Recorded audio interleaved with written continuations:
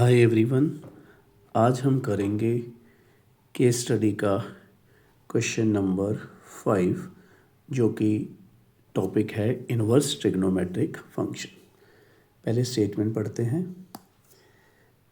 If a function f from x to y defined as f of x is equal to y is 1 and on 2, then one can define a unique function g from y to x such that gy is equal to x, where small x belonging to capital X and y is equal to f of x, y belongs to capital Y.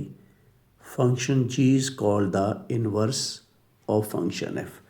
तो इसमें से तो बेटे इस paragraph का तो इतना ही मतलब है कि किसी भी फंक्शन का इन्वर्स तब एग्जिस्ट करता है अगर वो शुरू में 1 ऑन 2 हो। तो एक तरह से उसने इन्वर्स की कंडीशन को यहाँ पे शुरू में दिया हुआ है। ठीक है, आगे the domain of the sine function is R and sine function is from R to R is neither 1 nor onto 2। ये भी हमें पता है कि इस डोमेन और इस कोडोमेन में जो साइन फंक्शन है वो 1 ऑन 2 नहीं होता, ना तो 1 होता है ना ही ऑन 2 होता है। ठीक है, अब आगे the following graph shows the sine function. तो ये वाला जो ग्राफ है ये दिखाया हुआ है साइन फंक्शन का। Let sine function be defined from set a to -1 closed interval such that inverse of sine function exists. That is, sine inverse x is defined from closed interval -1 to 1 to a। तो इस तरह से sine inverse function है जो कि क्या है, -1 to 1 से a तक है। ठीक है, और उसने कहा हुआ है कि इनवर्स जो है साइन का एग्जिस्ट कर रहा है। यहाँ पे देखो आप, इनवर्स जो है साइन का इनवर्स एग्जिस्ट कर रहा है। इसका मतलब इनवर्स एग्जिस्ट कर रहा है तो इसका मतलब 1 ऑन 2 के बारे में ही सोचना पड़ेगा। ठीक है, अब आगे बढ़ते हैं। On the basis of the above information answer the following questions. पहला क्वेश्चन क्या है, if capital A is the interval other than principal value branch give an example of one such interval. तो प्रिंसिपल वैल्यू ब्रांच जो है बेटे वो उसने कहा है कि वो नहीं लिखनी। एक बार मैं वैसे लिख रहा हूँ कि भाई वो होती क्या है। साइन इनवर्स फंक्शन जो है उसकी क्या है, प्रिंसिपल वैल्यू ब्रांच जो है मतलब ए की वैल्यू ये वाली हो सकती है। ठीक है, अब उसने बोला कि इसके अलावा कौन कौन सी वैल्यू आप बता सकते हो। ठीक है, गिव एन एग्जाम्पल, एक एग्जाम्पल का ही है उसने। तो अब मैं क्या करता हूँ आपको बताता हूँ क्या क्या हो सकता है इसमें। तो आप इसमें आगे ये लिख सकते हो π/2 to 3π/2। एक आंसर ये भी हो सकता है आपका।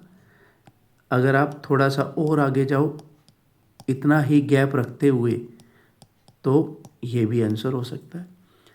अगर आप पीछे की तरफ जाना चाहो तो उतना गैप रखते हुए आप ये इंटरवल भी लिख सकते हो। तो इसके बहुत सारे आंसर्स हैं। ठीक है, आप इसमें से इन तीनों में से कोई भी एक लिख सकते हो एग्ज़ाम में। और यहाँ पे डिस्ट्रीब्यूशन के बारे में बताया हुआ है कि देखो 4 नंबर का क्वेश्चन आया हुआ है ये, उसमें से ये फर्स्ट पार्ट 1 का है, ये 1 का है और ये थर्ड पार्ट जो है वो 2 मार्क्स का। ठीक है, चलिए अब आगे पढ़ते हैं सेकेंड पार्ट। सेकेंड पार्ट है if sine inverse x is defined from closed interval -1 to 1 to its principal value branch, find the value of this expression. चलो ये सॉल्व करते हैं। तो अब सेकंड पार्ट में इसकी वैल्यू पूछी गई है sine inverse -1/2 minus of sine inverse 1। अब इसमें क्या करना है आपने, एक प्रॉपर्टी होती है बेटे कि साइन इनवर्स के अंदर अगर नेगेटिव है तो वो नेगेटिव बाहर आ सकता है। अगर आपको प्रॉपर्टी पता है तो ठीक है, नहीं तो आप इसको अब याद रखोगे आगे के लिए, ठीक है।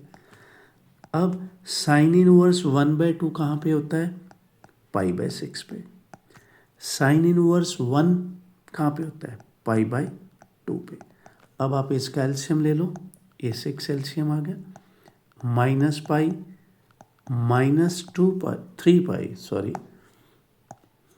-3π। अब आगे आएगा -4π/6 और ये कैंसिल करने के बाद आपका आंसर आएगा -2π/3। तो ये था हमारा सेकेंड पार्ट। अब आते हैं थर्ड पार्ट पे। Draw the graph of sine inverse x from -1 to 1 to its principal value branch. तो ये तो साइन इनवर्स x का ग्राफ हमसे पूछा गया है सिर्फ प्रिंसिपल वैल्यू ब्रांच के लिए। तो अब यहाँ पे मैं आपको दिखाता हूँ कैसे आपने बनाना है।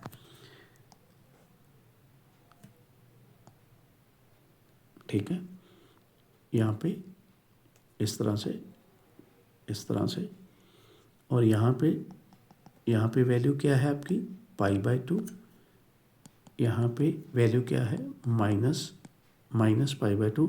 इसके बिल्कुल नीचे, ठीक नीचे यहाँ पे क्या है 1, इसके बिल्कुल ऊपर क्या है -1 और सेंटर में क्या है 0। तो ये हमारा हो गया थर्ड पार्ट जिसमें साइन इनवर्स का ग्राफ पूछा गया था प्रिंसिपल वैल्यू ब्रांच के लिए। अब फोर्थ पार्ट पे आते हैं। Find the domain and range of this function. ये पे थोड़ा सा आपको समझना पड़ेगा आराम से। तो मैं यहाँ पे लिखता हूँ, f(x) दिया हुआ है 2 साइन इनवर्स 1 - x। तो पहले मैं बताऊंगा आपको कि डोमेन के लिए कैसे चलना होता है, ठीक है। अब डोमेन की अगर मैं बात करूं साइन इनवर्स की अगर मैं डोमेन यहाँ पे लिखूं थोड़ा साइड में, वो क्या होती है क्लोज्ड इंटरवल -1 to 1। मतलब जो साइन इनवर्स के अंदर जो है x वो इसके अंदर होना चाहिए भाई, ये होता है, ये आपको पता होना चाहिए। तो इसी तरह से अब मेरे पास क्या है यहाँ पे 1 - x। तो मैं यहाँ पे लिखूंगा वी नो दैट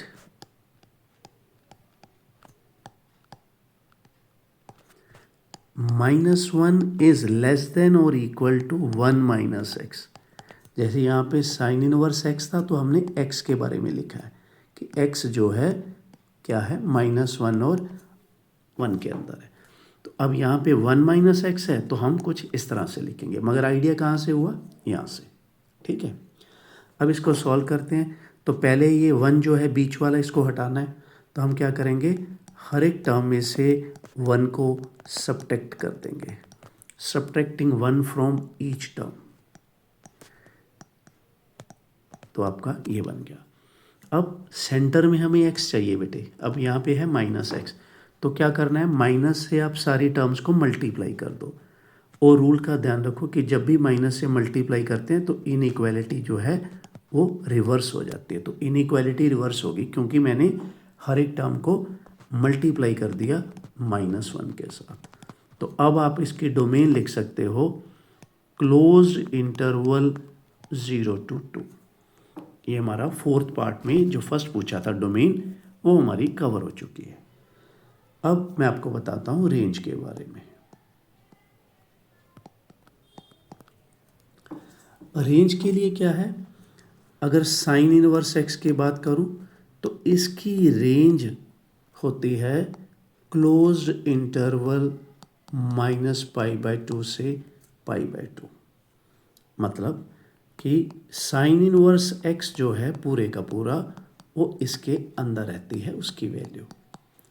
तो ये आपको पता होना चाहिए क्योंकि इसके बिना हम आगे नहीं चल सकते, ठीक है। अब मैं अप्लाई करके दिखाता हूँ। अब जैसे मैंने अभी बताया कि जो साइन इनवर्स जो है, साइन इनवर्स कुछ भी हो, जैसे कि साइन इनवर्स 1 - x है, तो ये भी क्या होगा, इसको भी इसी रेंज के अंदर अंदर रहना पड़ेगा। ठीक है, जैसे कि यहाँ पे मैंने बताया था। ठीक है, अब आगे चलते हैं। इसके बाद क्या करेंगे कि यहाँ पे मैं मल्टीप्लाई करूँगा 2 के साथ, क्योंकि सेंटर में मेरे को देखो बेटे क्या चाहिए, सेंटर में आप ये देखो, ये मेरे को चाहिए 2 साइन इनवर्स 1 - x।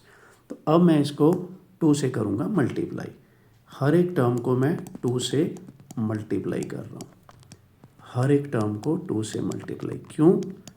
क्योंकि मेरे को सेंटर में क्या चाहिए, ये वाली चीज़, ये चाहिए मेरे को सेंटर में।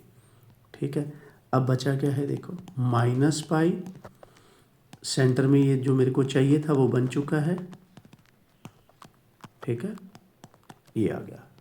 तो अब मैं लिख सकता हूँ कि मेरा जो फंक्शन है, ये था मेरा फंक्शन, वो पूरे का पूरा किसके बीच आ चुका है, -पाई से पाई तक। तो रेंज अब मैं लिखूँगा क्लोज्ड इंटरवल -पाई से पाई। तो इसी के साथ हमारा जो ये वाला क्वेश्चन है फिनिश हो गया बेटे। So thank you very much for watching the video. अब आगे जो है मैं नेक्स्ट केस स्टडी डालूँगा, आप उसको ट्राई करना, आप इसका स्क्रीनशॉट ले लो और उसके बाद वो जो नेक्स्ट मैं केस स्टडी डालूँगा उसको ट्राई करना, फिर 24 आवर्स के बाद उसको सोल्यूशन के साथ मैच करना। Thank you very much and have a nice day.